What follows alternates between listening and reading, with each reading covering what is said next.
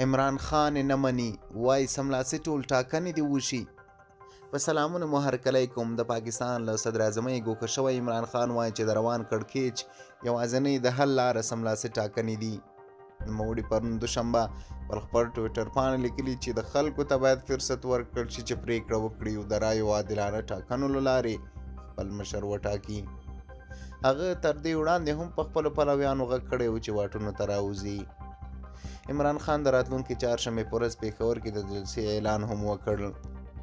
خپلو پلویانو ته یې پکې د ګډون بلنه ورکړې. د معلوماتو له مخې له واکه لرې شوي دا د ښاغلي عمران خان لومړۍ سیاسي جلسه به وي. عمران خان 2 ورځې وړاندې وروسته له هغه چې واک نه لرې شو، د اپوزیشن د ګوندونو په قومي اسمبلۍ کې پر ضد د ناباوره رایه ورکړله.